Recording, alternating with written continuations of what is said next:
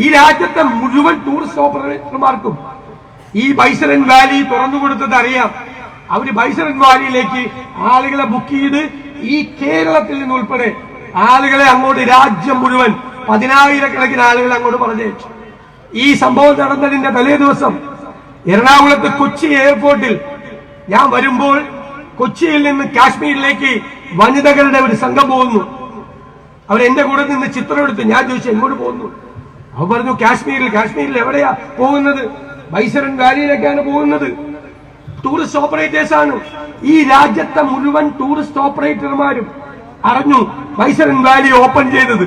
India government പറഞ്ഞില്ല, ഇന്ത്യയിലെ പട്ടാളം അറിഞ്ഞില്ല എന്ന് പറഞ്ഞാൽ അത്രേ ഞാൻ പറയുന്നത്. ഈ സമയത്ത് രാജ്യം ഒരുമിച്ച് നിൽക്കണം. അതിന്റെ കൂടെയാണ് ഞങ്ങളാരും രാജ്യവിരുദ്ധരല്ല. ഈ പാകിസ്ഥാൻ ഈ രാജ്യത്തിന് നേരെ കണ്ണുപിടിച്ച് കാണിച്ചപ്പോൾ ചുട്ട മറുപടി കൊടുത്ത ഇന്ദിരാഗാന്ധിയുടെ പാർട്ടിയാണിത്. ഇന്ദിരാഗാന്ധിയുടെ പാർട്ടി പാകിസ്ഥാന് സഹായമായി ഇന്ത്യയും പാകിസ്ഥാനും തമ്മിൽ യുദ്ധം നടന്നപ്പോ അമേരിക്ക 7ാം നാവികപ്പടയെ അയക്കുമെന്ന് പറഞ്ഞു. അമേരിക്കൻ പ്രസിഡന്റ് നിക്സൺ അല്ലേ പറഞ്ഞു 7ാം നാവികപ്പട എന്ന് പറഞ്ഞാൽ അന്ന് ലോകം ഭയന്നു പറിക്കും. മിസൈൽ സംവിധാനമുള്ള വലിയ ഫ്ലീറ്റാണ്, കപ്പലുകളുടെ ഫ്ലീറ്റാണ്. വലിയ രാജ്യമല്ല അമേരിക്ക. എല്ലാവരും പേടിച്ചു നിൽക്കുന്ന കാലമാണ്. ശ്രീമതി ഇന്ദിരാഗാന്ധി പറഞ്ഞത് എന്താണെന്നറിയാം?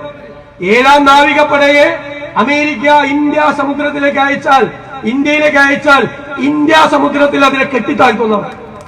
അങ്ങനെ മറുപടി കൊടുത്ത ഇന്ദിരാഗാന്ധിയുടെ പാർട്ടിയാണ്.